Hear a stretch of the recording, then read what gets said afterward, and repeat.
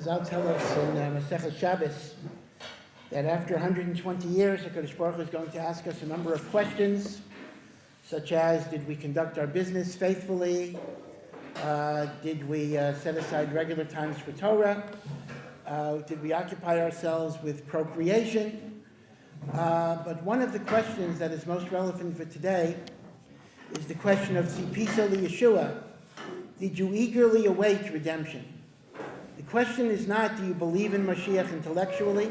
The person might believe, hopefully we believe in that, Yud Gimel Ikrei Emunah. But it is not enough to simply believe in something in the abstract, but one must have a tzipiyah, one must have a yearning, a desire, a cheshek. They say, I think the Shiva has mentioned a number of times, Rav Hutner's very, very witty and profound remark about what he missed about Aliyah to Eretz Yisrael. What did he miss about Chutz La'aretz, living in Eretz Yisrael? And the answer was, he missed the yearning to come to Eretz Yisrael. Because once you're here, Nebuch, you can take everything for granted. You can take the Beis HaMikdash for granted as well. And in many ways, the Kotzker Rebbe was once asked, is there any spiritual advantage to apikorsis?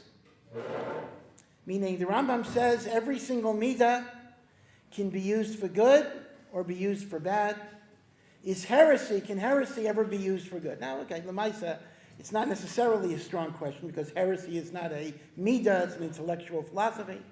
But the Kotzker Rebbe said, yeah, if a poor person comes to you for tzedakah, you don't say to the poor person, Hashem will take care of you. You have to be, he says, operationally an apikoros, as if to say, I have the responsibility for helping. So by the same token, we can build on the Kotzker Rebbe. Is there anything good about Golos? And the answer is yeah. Golos gives us yearning. Golos gives us an awareness of what it is we don't have.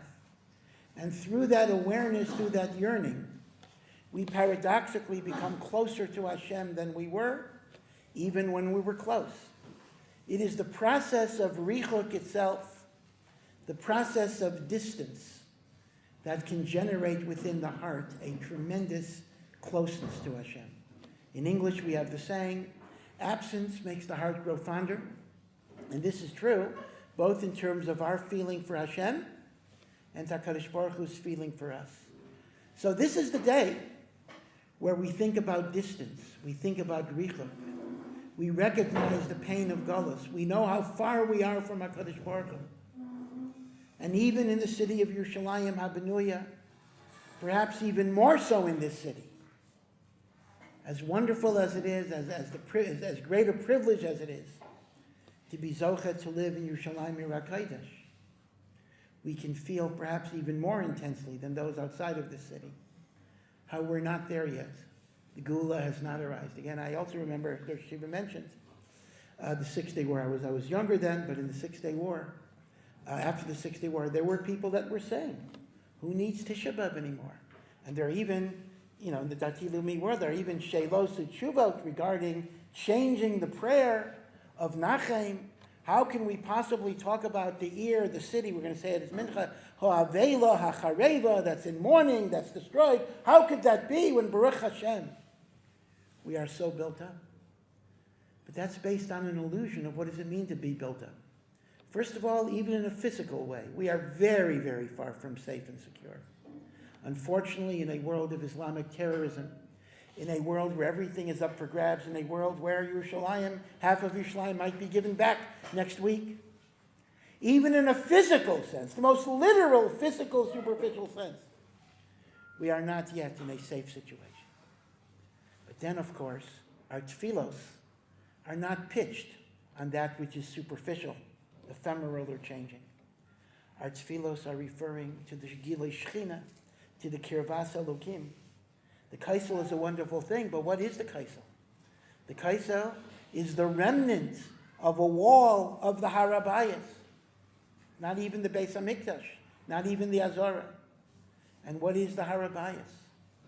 A place where there are mosques, a place where, halachically we shouldn't go there anyway, but those Jews that have a psak that they go there, if they say a bracha on a glass of water, they're going to get arrested. Where you're not even allowed to say a bracha in that makkah. So indeed, it's not so much of a kasha that we still say, Ho'ir ha'avela ha'chareva. We need rachamei shemayim. We have to be mitzapel l'gula. I mentioned before the Maharal's Yisaid. When the Gemara says, Mashiach is born on Tisha B'Av, the Maharal says it does not mean necessarily that the birthday of the human Mashiach will be on Tisha B'Av. Maybe he'll be born some other day. But it means that which brings the messianic power into the world, that which brings Geula into the world, is the degree of yearning that we have on the 9th of Av. We bring Mashiach into the world. Mashiach is born today. Because if Mashiach Emir Hashem will come tomorrow, it'll be because of the Tisha B'Av that we had today and all the other Tisha B'Avs that Klal Yisrael has had in the past. And when there's a tzipisa liyeshua, I yearn for Mashiach, then we're zeicha to Mashiach. David HaMelech describes it well. Nafshi Lashem mi shaimrim labaiker, shaimrim labaiker. My soul desires to be united with God as much as the watchmen in the middle of the night are looking for the first little bit of dawn, the first little bit of light, how much that is treasured. Nafshi Lashem, that is my nefesh for Hashem. I look to be connected to HaKadosh Baruch Hu. So this is the day, paradoxically, that has elements of Yom Tov side by side with Avelis. We don't recite Tachlin. It's so subtle, and it's such a mixture that's so confusing. The Pareichas, at least until Mincha time, is off the Aron because it's as if God's glory is ripped off. We were sitting on the ground. We're fasting. We're not allowed to learn Torah because an Avel does not learn Torah. And yet, side by side with those Inyanim, are Inyanim of Nechama. Tisha B'Av is a Moed, a Chag, a Yom Tov. We don't say Tachana. We don't say Lam Natseach. Side by side with the Avelis, we also have the certainty of Nechama, but it's precisely the yearning and the Avelis and the sense of separation from HaKadosh Baruch Hu that's going to bring us closer to God. And therefore, it's not a contradiction. One interpretation might be the well-known Gemara in Makos. Rabbi Akiva says, now that we see the nevuas of Chorban have been fulfilled, that's a proof of the Geula. But another way of learning, and maybe that's good for the Pshat in the Gemara in Makos, is that it is the sense that I'm not yet with Hashem that brings the Geula into the world. Again, as Rosh Shiva said, when it takes away the gaiva, the ego, the sense that we have it all. When I know that I'm empty, when I know, as David HaMelech says, tefila li'ani, the ani, the one that is impoverished, turns to Hashem. Because he knows that we have nothing. We are like a broken vessel. Then HaKadosh Baruch Hu comes to us, redeems us, saves us. And that is what Tisha B'Av is about, to become the ani, to be madgish, the chisaron in the world and the chisaron in us, to understand that Baruch Hashem, although we have yeshivas, we have makamis of Torah, we still live in a world without the Shekhinah. And the more we recognize what we don't have, the more we recognize how chasser we are, the more shalom we have. Again, the Svarim say, there is nothing as whole in the world as a leiv nishbor, as a broken heart. And therefore, in the process of Shaviras HaLev, we can achieve a great, great shleimus. It's interesting that there's a very fascinating comment of the Rambam in the Parish of Mishnayos to Rosh Hashanah, in which he says, he brings a raya, that even during the Bayis Sheni, when there was a Beis HaMikdash, they still fasted on the 9th of Av. B'chayra, you lose the Beis HaMikdash, you get it back. Why would you fast? Why would you observe Tisha B'Av on the 9th of Av, on the Bayis Sheni? What was the tachlis of a fast? So there are different ways of learning. The Rambam himself seems to suggest that it's still connected with the Gezerah of the Meraglim, that there still was the Gezerah of the Meraglim, their forefathers didn't enter Eretz Yisrael, but that was a past thing. That was not a present reality. Others suggest that they were waiting for the shoe to fall, meaning to say, they knew the first Mikdash was Nechrev, and they had a tremendous Moiridik Pachat for the entire 420 years of the Bayis Sheni, that it too would be necharef. And as a result, their Tisha B'Av during the Bayis Sheni was not an avelus, was not a mourning for what they lost, but it was a time of tefillah, not to lose what they have. In other words, some wanted to suggest that Tisha B'Av during the Bayis Sheni is not the same as Tisha B'Av now. Tisha B'Av now is a getter of avelus. Tisha B'Av during the 70 years of Galus was a getter of avelus. Tisha B'Av in the Bayis Sheni was a tefillah that there shouldn't be the perennius of Churban. That's the second pshat. But there's a third pshat, which might be the simplest. And that is, the Bayis Sheni itself was not a complete makeup for what was lost in the Bayis Rishon. The Gemara, in fact, says that although the Bayis Sheni lasted longer than the Bayis Rishon, the Bayis Sheni was 420, the Bayis Rishon was 410, but there were a number of things that the Bayis Rishon had that we did not have in the Bayis Sheni. For example, the Kayach of Urim B'Tumim. Now, the Chayshin, the actual breastplate with the Avnei Chayshin, that they had in the Bayis Sheni. That was Big Day Kahuna. But the spiritual, prophetic power of the Urim B'Tumim, that they didn't have Nevuah. Except at the very, very beginning of the Bayis Sheni, the last three Nevi'im, Chagai, Zechariah, Malachi, when they died, that was it. No Nevuah. Nevuah, of course, is symbolic and representative of a real Hashras HaShechina. And therefore, for the entire Tekufa of the Bayis Sheni, we brought Korbanos, we had a Mikdash, we were able to be Makayim Aliyah L'Regel, absolutely. But, in many ways, there was no Hashras HaShechina. Hashras HaShechina was only the Bayis Rishon. Mimela, it's very, very true that even during the Bayis Sheni, we are misabel, that we never got back the connection to HaKadosh Baruch Hu we had in the Bayis Rishon. If that is why the Rambam says, or at least this is why, the Rambam himself may have given a different reason, but this is why there may be a svara that Tisha B'Av was observed even in the Bayis Sheni. It turns out that when we are misabel on Tisha B'Av today, we're not only misabel over the Churban Bayis Sheni, we are still suffering over the Churban Bayis Rishon, because the Bayis Sheni never gave us back what we lost by the Bayis Rishon. Why is that significant? L'may nafkamina if I'm mourning over the Bayis Sheni, or I'm mourning over the Bayis Rishon? First of all, let me point out, we talked about this in the Kinos, that is one reason why the Kinos themselves weave seamlessly back and forth, sometimes in the same Kina, between things that happen in the Bayis Sheni, things that happen in the Bayis Rishon. There's kind of a timelessness. The Piyutim Bichlal are kind of above time. They take all of the different events and they mix and match them together. Because the emes is we're still misabel. But why is that important?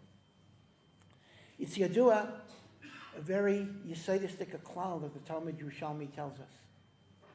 I've mentioned it before, Kol dor shaloi nivne b'yamav, ki'ilu nechra v'b'yamav. Any generation in which the Beis HaMikdash is not rebuilt is as guilty as the generation in which the Beis HaMikdash was actually destroyed. Because if we would not be that guilty, the Beis HaMikdash would have come back.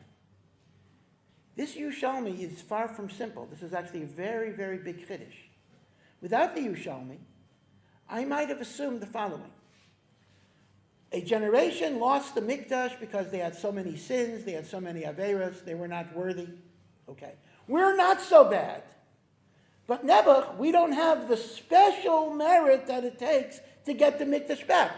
I don't have the averos that caused the Churban, but I don't have special zechusim. This is what I would have said. Pat ourselves on the back, so to speak. The Talmud Yerushalmi says no. The Talmud Yerushalmi is saying a meridik chiddush. The Talmud Yerushalmi is saying you don't need special zechusim to get back to Beis HaMikdash. All you need is not to have the averos that were gairim the Churban. Because if you wouldn't have those averos, if we wouldn't have those averos that were gairim the Churban, the Mikdash would be back. If the Mikdash is not back, it's a raya that all of those reasons that Chazal teach us were the cause for the Churban Beis HaMikdash are reasons that exist right now. And the Beis HaMikdash is not Necharav today because it was Necharav, but rather it is being redestroyed every day. It is a reverse of Hamachadesh Betuvo B'chol Yom Tamid Ma'aseh Bereishis. The same way that HaKadosh Baruch Hu is recreating the world every single millisecond, that the world, the universe does not exist now because it was in existence a minute ago. It is the Ratzon HaBoirei to create every single unit of time. So too, Rachmana litzlan, it's the opposite. The Mikdash is being burnt every single second. Even a Yid with a heart of stone, if you would be walking by the Har HaBayis and seeing the Beis HaMikdash burnt, how would it not affect us? But that's exactly what's happening in Ruchnius. The Mikdash is being destroyed because the Chatoim that were Geirim, the Churban, are still being payel, they're still working, they're still accomplishing their nefarious power. Well, we know, therefore, the Bayis Sheni, Chazal say, was Necharav because of Sinas Chinam. And we know that the Bayis Rishon was Necharav because of the three worst Averas, Avodah Zarah, Gilei Raya, Shvichas Damim. So what I want to suggest to you is this.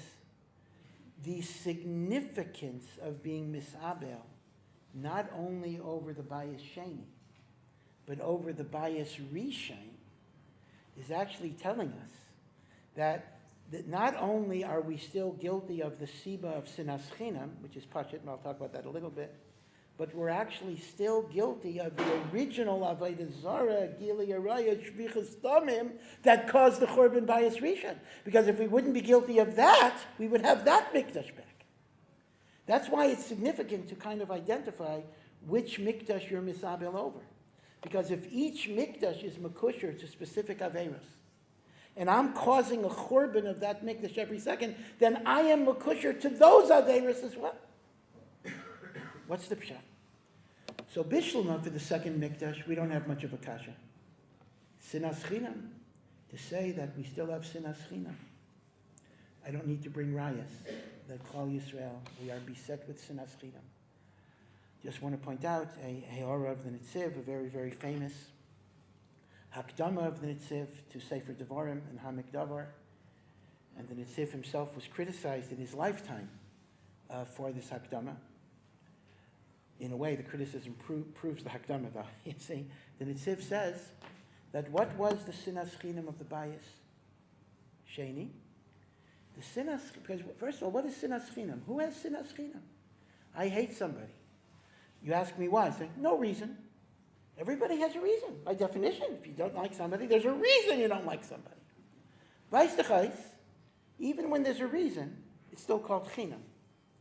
The Nitziv says, the Sinas Chinam of the Bayis Sheni was a concept in which people had certain shitas of frumkeit, of avodas Hashem. And that's emes. Different people have different shitas.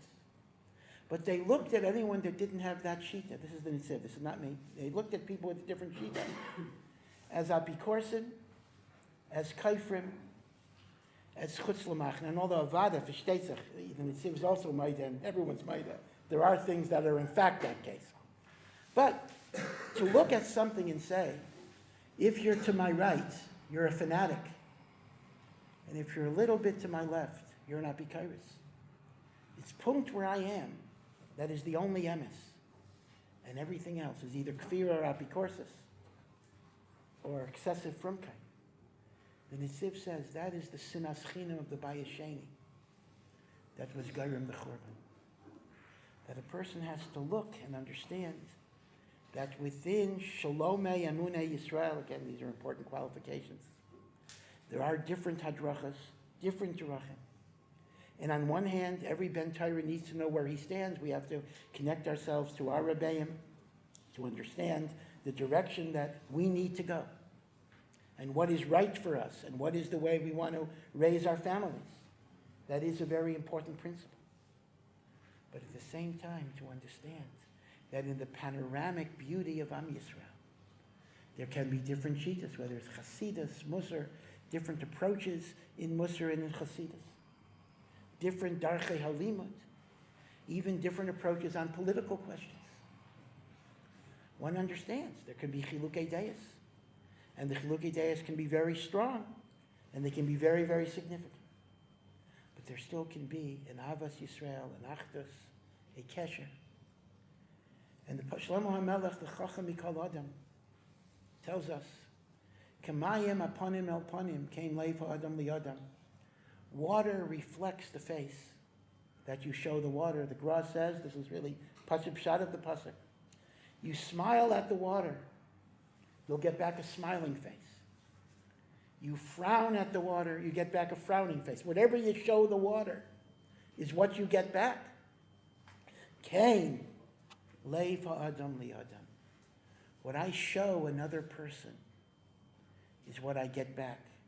I show a person derech eretz. I show a person kavod. I show a person respect. They will be margish that respect towards me and to what I represent. I show a person denigration. I show a person disdain. I communicate to the person they're garnished. That is memela how they're going to feel about me. This is what the Gra says. Kamayim hapanim el panim. Kein leifa adam liyadam. I don't want to be marach on this because it's very, very delicate, and maybe it's not the time to talk about it too much. But we live in a society where, Baruch Hashem, side by side with the tremendous growth in yeshivas, in learning, in Torah, a growth that we have to give shevach v'haidah to HaKadosh Baruch Hu for enabling this growth. And there's so many dedicated people, including Rosh Shiva and many others, who have worked and been Meiser Nefesh to create the Torah society we have in Eretz Yisrael. But we have to be honest, on the day of Tisha B'Av, B'chol HaPachas, when we focus on Mai Hayalanu, what we are lacking, that we have a society which has polarization, machlokas, sinas chinam.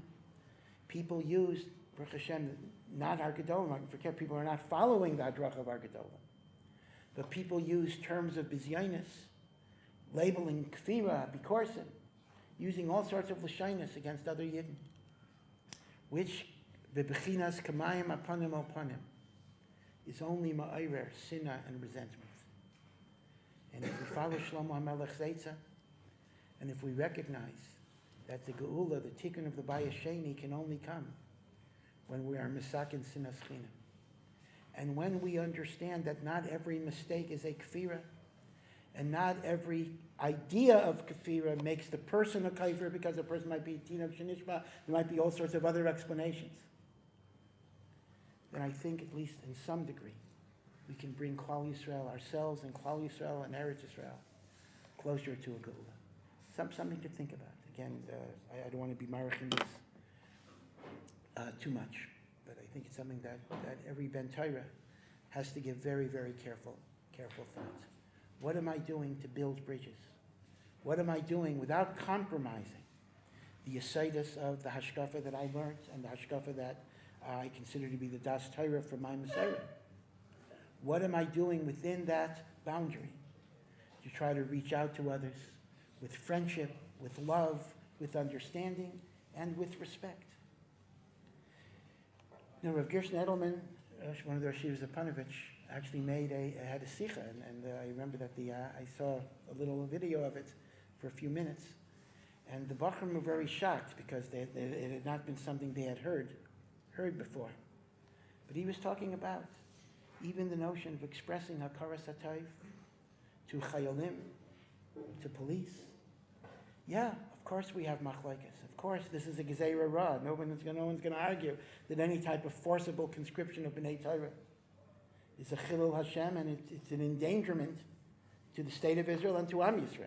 Of course. But that has nothing to do with how one relates to an individual soldier, whether it's Chiloni, from Nachal Charidi, or whatever it is, who is providing a service to the Jewish people in doing that. And the person deserves hakaras hatov, and I would venture to say, perhaps it's an oversimplification, that if we would be able to communicate some type of hakaras hatov, they would be machshiv, the Olam HaTorah, what Torah represents, what Ruchnius represents. This is what Shlomo HaMelech said. Kamayim haponim el ponim, kein leifa adam liyadam. But as I say, this is perhaps even a bit too delicate even for Tisha B'Av, so let me move on to the next inyan. So that's the Bayis Sheni. So the Bayis Sheni, okay, I understand, sinas chinam, it's pashut. That's something we have to be misaken. But if it's true that I have to be misabel for the Bayis Rishon, the Bayis Rishon, Avodah Zarah, Gil Araya, Shvichas Damim, I'm not that bad. All right, sinas chinam, lashon hara, maybe those things I have. But Avodah Zarah, Gil Araya, Shvichas Damim, can it possibly be true that Klal Yisrael still has those Averos? And we have to do tshuva for those Averos in order to be baina the Bayis? How could that be? So b'kitzur, I just want to say that there are three interrelated terutzim to that kasha. First of all, Chazal tell us that Avodah Zarah, Gilei Rai, Shvichas Damim are not always literal manifestations of these sins in their extremities. But there are many other Averos that are considered to be equal to these Averos. For example, the Gemara in Nedarim, those of you that do Daf Yomi learned it recently, Kol HaKayes Ki'ilu Ayved Avodah Zarah. A person has kas, a person has anger. That is treated as idol worship. So good, maybe I don't bow down to an idol. But if I'm a Kayes, Chazal equate it to Avodah Zarah. By the way, there's a beautiful explanation from the Baal Tanya. What is the aside of why kas is equal to Avodah Zarah? Because why does a person get angry? Because somebody did something to him that he thinks shouldn't have happened. Somebody cheated me, somebody didn't respect me, somebody insulted me, somebody pushed me. But if a person is a maimin, that every single thing that happens in his life is a gezerah of the Bible, then who are you angry at? Are you angry at God? And if you're not angry at God, then you're angry at a person and you're believing that it wasn't God's will that this happens. If that's true, you're an Oved Avodah Zarah because you're either not accepting God as your sovereign, or you're saying God is in fact not a sovereign. Human beings do things as free agents. So the Baal Tanya says, kas is a bechina of Avodah Zarah. So good, I'm not guilty of Avodah Zarah, but kas, we certainly have. Gilui Arayos. It may very well be that most people are not nichshal in Eishes Ish, they're not nichshal bi'arayos, chas v'shalom. But Chazal say, hirhurei avera, thoughts of arayos, could even be worse than arayos itself. Certainly, again, without being marich too much, we live in a culture saturated with hirhurei erva, whether it's the internet, whether it's advertisements on buses or in the street, whether it's walking in the street. So memela, hirhurei avera, very, very difficult to be nitzal. So to say we don't have Gilui Arayos, that's very, very far from obvious. There's much Gilui Arayos even among a very religious person simply because the exposure that exists in our society, it's almost impossible to avoid hirhurei avera, not ma'isa avera, but hirhurei avera. Ritzicha, shvichas damim, Chazal say, hamal ben pnei chavei berabim. If we humiliate somebody publicly, ki'ilu shofech damim, that is shvichas damim. Ad kedei kach, that the Rishonim have a whole discussion. Again, in Tisha B'Av we can't be marich in it too much, but the Gemara in Saita tells us that Tamar was willing to be mapil herself in a kivshin ha'esh.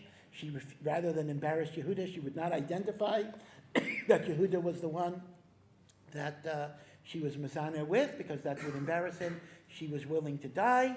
Mutiv sheyapel adam atzmo lekivshin ha'esh. It is better that a person throw themselves into a kivshin ha'esh. V'al yalbin pnei chaveru barabim. And the Rishonim discuss, according to the halacha, if the halacha is that shvichas damim is yareg val yaver, I have to allow myself to be killed before I kill somebody, whether al pi din I am mechuyev to be meiser nefesh, to die before I'm malbin. Sorry, some Rishonim say I'm not mechuyev to die, but nevertheless it is called a form of shvichas damim. So teretz number one is, right, the question was, if we're misabel over the first korban, And the first korban was because Avodah Zarah Gilei Shvichas Damim. What's my shaychus to Avodah Zarah Gilei Shvichas Damim? So teretz number one is that all of these have connected averos. Avodah Zarah is connected to kas. Gilei Arayos is connected to Hirhure Avera. Shvichas Damim is connected to Malbin Pnei Chaveira Barabim. Right? So in that sense, all of us have some connection to Avodah Zarah, Gilei Arayos, Shvichas Damim. Teretz number two is the interconnectedness of Klal Yisrael and the whole world. No, the anti-Semites of the world like to blame Jews for everything. No, Jews are responsible for this and for that and for that and for that. Well, the little secret which we'll keep in this room is, they happen to be right. Jews are responsible for everything. Everything that happens in the world is because Klal Yisrael is supposed to take a lesson, is because we're supposed to be a certain way, because we're not a certain way. The analogy is, the Chavetz Chaim used to say, just that the learning in Radin, the intensity of the learning in Radin, like an atom bomb at ground zero. So there is radiation that goes for hundreds, if not thousands of miles. It gets weaker and weaker and weaker, but there's going to be a rishon. So the Chavetz Chaim says, the intensity of the learning in Radin is going to determine the tznius of the Malbush in Paris. By the time the Shefa gets to Paris, it'll be very weak, but l'chol hapachas, it'll be a little better than it is. The Beis Yosef, Rabbi Yosef Karo, had a very good chavrusa. Rabbi Yosef Karo had a malach as a chavrusa. And the malach was called his magid, his preacher. And Rabbi Yosef Karo actually wrote a diary of his conversations with his magid. It's Magid Meisharim. We actually have a record of the diary over several years. And in the Magid Meisharim, there is a meiser of Yosef Karo brings about himself, that once he was learning a very, very difficult piece of Gemara, and he didn't have pshat, and he was thinking about it for several weeks, and finally, Baruch Hashem, HaKadosh Baruch Hu was Meir Einav, and he had a good pshat in the Gemara. So he's walking by the alleys of Tzfat. We've been there many, many times. He's walking by the alleys, and he overhears a shoemaker learning with his 7-year-old son. He doesn't want to eavesdrop, but they happen to be learning the same sugya, and they're up to the same shtickle. And the 7-year-old asks the father the Beis Yosef's kasha, like what was the thing that bothered the Beis Yosef. So the Beis Yosef, really had to listen to what was going on. So the father looks at the kid and says, I knew this was too hard for you. I guess I should have learned something easier. You're too young. The teretz is, it's so pashut, and he gave him the teretz, and it was the same teretz that it took the Beis Yosef, the Gadol Ador, several weeks to figure out.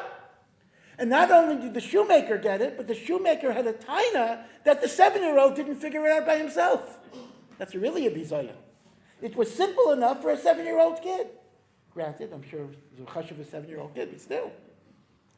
So the Beis Yosef had chalisha sadas. The Beis Yosef figured, this could only be that HaKadosh Baruch Hu, I did something that I'm not roy to be mechaven to the emes of Torah. This was a pashut thing, but why did it take me so long? I was not worthy. So we asked the Magid, like a cheshbon nefesh, what could you be maidia me? What I need to be masakin? What pagam I have? Because I can't figure out, why I wouldn't be worthy of something simple.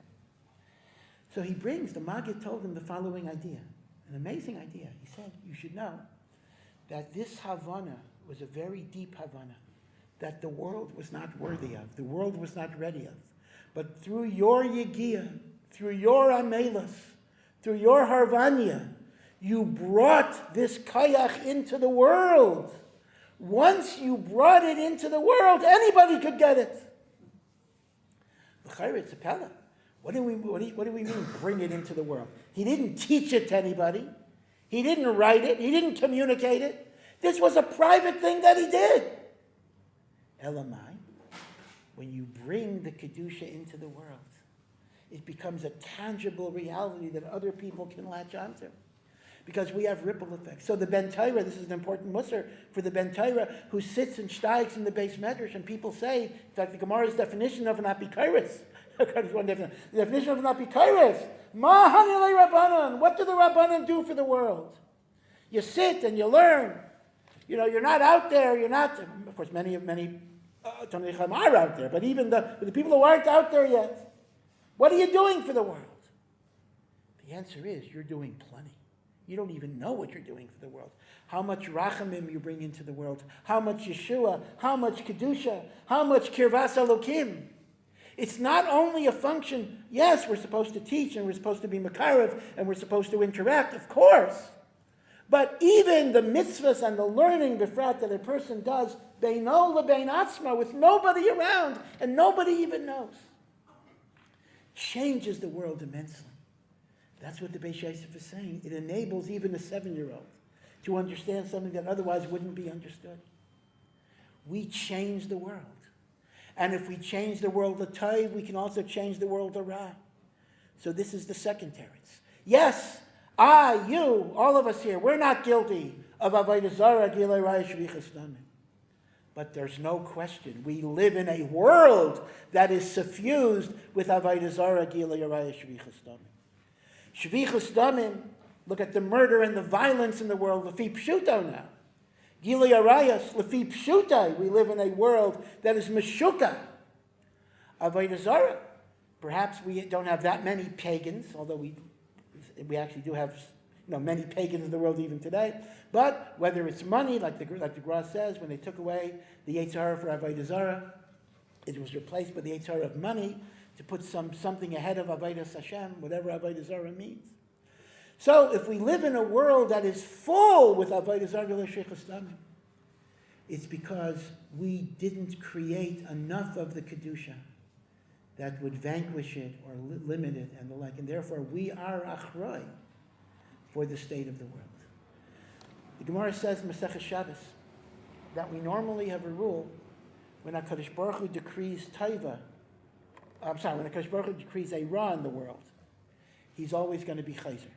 HaKadosh is always chayzer.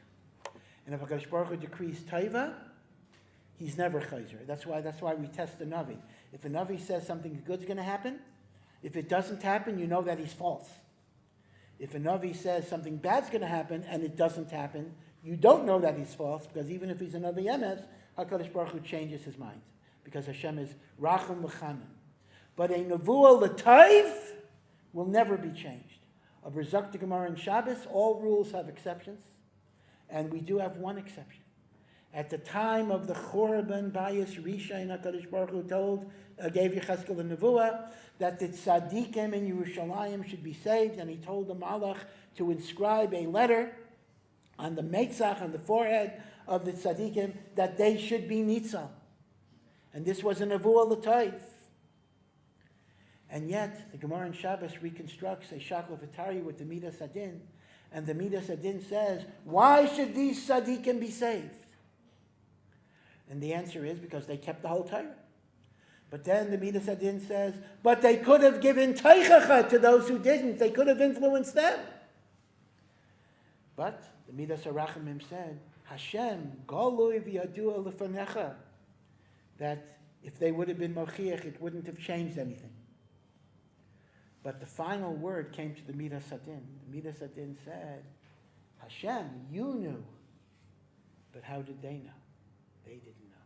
And because of this, these tzaddikim were destroyed because they didn't take enough of an acharayas for the door. So these are two separate ideas.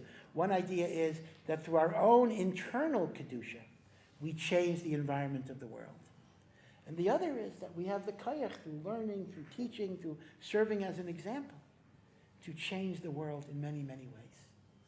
And for that, if we live in a world, even if I myself am not guilty of avodah zarah, gerila, shvichas damim, if I live in such a world, I have an achrayas for the world that was created, a world filled with avodah zarah, gilei raya, shvichas damim, and mimela, the chatoyim that were gairem, the chorban bayis rishayim, are still very much here. A third teretz to this question, again, the question is, why are we misabel over the chatoyim of the bayis rishayim, is a thought that Rav Tzadok expresses.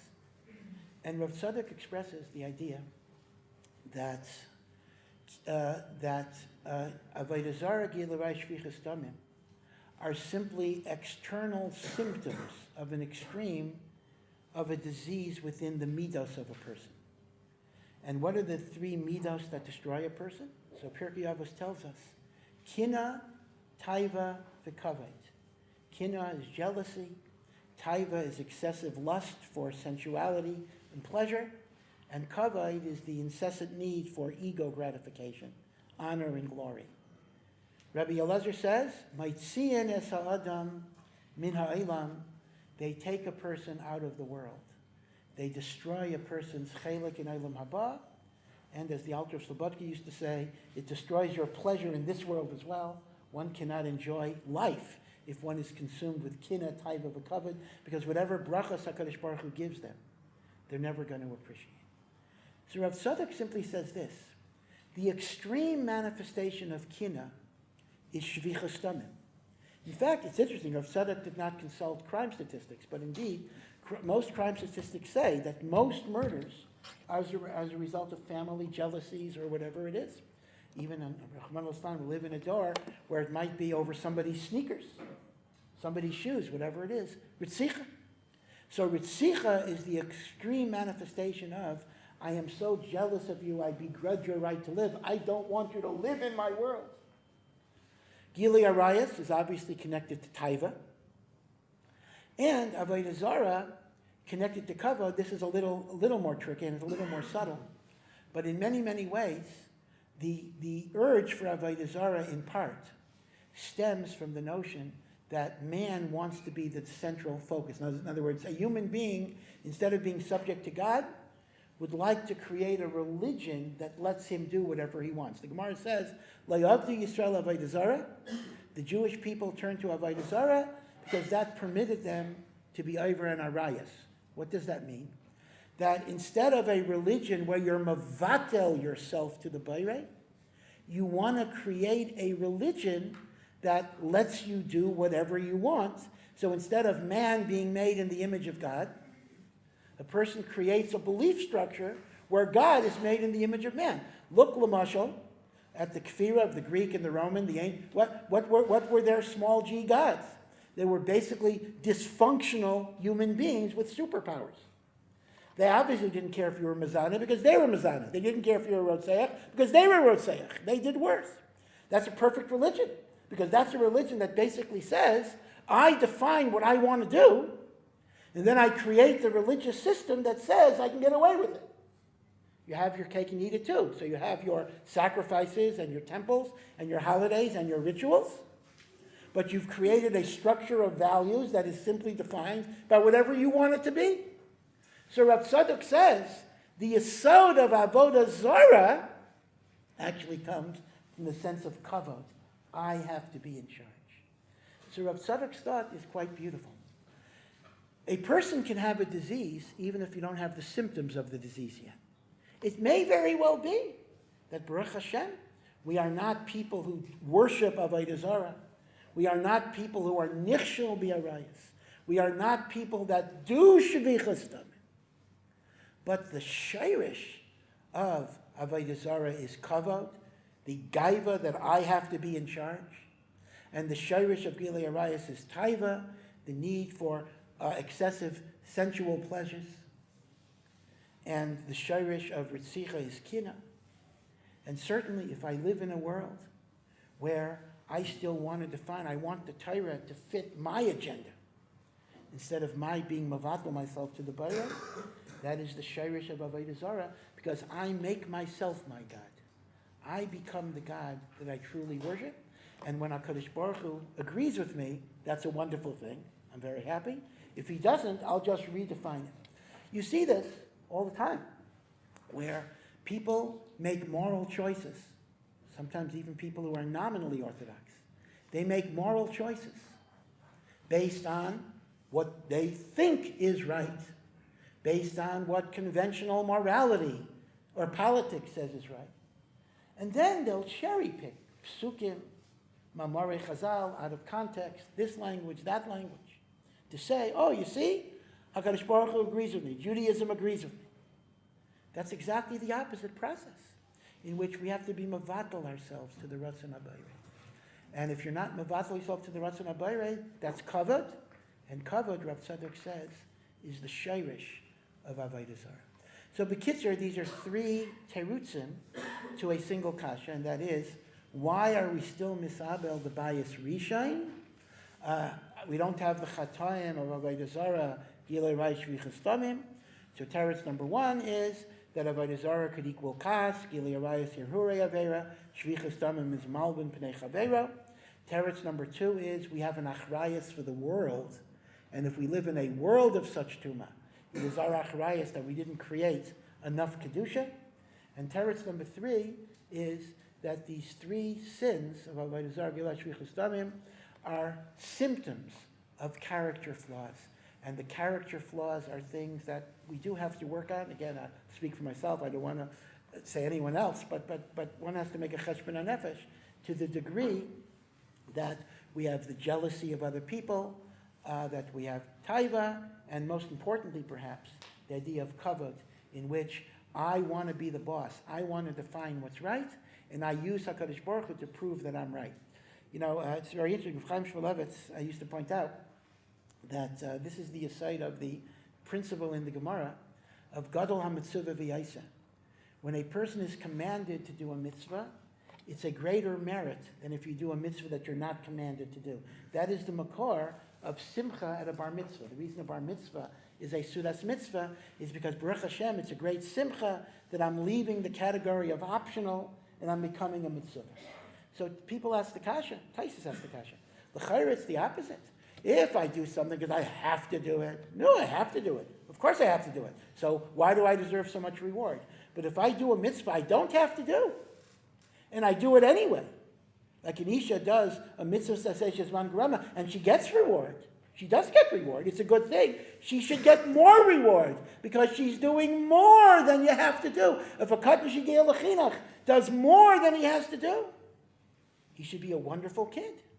Why is it less? He's a wonderful kid, talking, but why does he get less reward than a mitzvah? So Taisva says in Maseches Avodah Zarah, tremendous psychological insight. Once you're mitzvah, the Yetzer Hara says, I don't want to do it. Because when I do something when I'm not a mitzvah, it's my ego. I am making the decision. So I'm perfectly happy to make decisions. But when I have to do it, it's no longer me. I have to be mavato myself. Chaim Shmulevitz was masber that it's the nature of a human being. Maybe, perhaps even Jews even more so, because we're called an Am Kashei Eiref, a stubborn nation. It serves us in good stead, but it has a downside.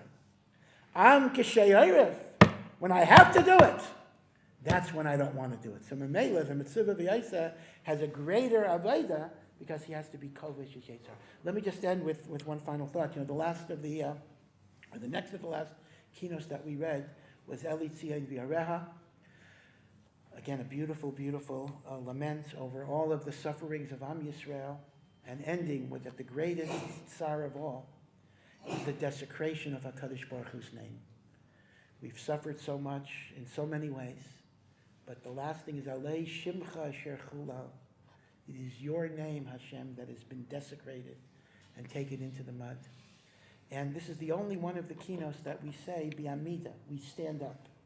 All the other keynotes, unless your back is hurting, but generally you say them b'yeshiva. This we bedafka, the whole kahal stands up. Now standing up normally means you're moving away from Avelis, right? Now it's after Chatzais, we get up, we take our seat. So why do I say the kina as I'm standing up? So there's really a beautiful double message here. The message is that even when you're standing up, even when you're leaving kinos, even when you're taking your first steps towards ordinary life, because after Mincha we already begin our movement towards ordinary life. Don't forget the Chorban. Don't forget the Beis HaMikdash. Carry with you the tsar of the Chorban and the tsar of the Golos, even into tomorrow and the rest of your life. Because every single day we have to think about this. But at the same time, Hashem's message is, don't let it paralyze you. You have to be a person who moves. You have to be a person who does. You know, there is a sakana, a subtle sakana of avelis over the past. And sometimes, and I've met Holocaust survivors and the like, people who came from very, very chosheва communities. And they felt, their cheshbon was, their emotional cheshbon was, that you'll never be able to create what was in Vilna, what was in Slobodka, let's say in America, You're not going to be able to create it, so what's the use? That's very subtle. Because when you use your mourning as kind of an excuse not to do what you can in the conditions that you have, then it becomes self-defeating. So the message of Eli Tzion V'Yareh is, remember the Churban always, and pray for the Geula always. But don't use it as something in which you're permanently paralyzed and sitting down. Know that you have to move on in life. You have to do what you can. You have to take the matzav that's less than perfect and make it as good as you can. Side by side with the memory of the world that we lost and the suffering that we've had, you also recognize that in every moment that Hashem gives you, there is always the opportunity of Kedusha. And that's kind of the dichotomy that a Yid has to live with. The Chafetz Chaim said, when Kadosh Baruch Hu told Moshe, Shal na'alecha mi'al raglecha, take your shoes off your feet because the place where you're standing is Admas Kodesh. The Chafetz Chaim said, what place was that? No particular, it was the Sneh. It's a message to every person. Every person has to look at where they are and understand the potential for Kedusha. And you can never use the fact that things are not perfect as an excuse to say, I'm not going to make it better. So B'ezras Hashem, may the avelos that we have for the Churban, as Chazal say, Kol Misabel Al Yushalayim Zeichel Reya B'Simchasa, may it be the spur that will energize us and bring us to a Geula Shleima of Mehirav Yamein.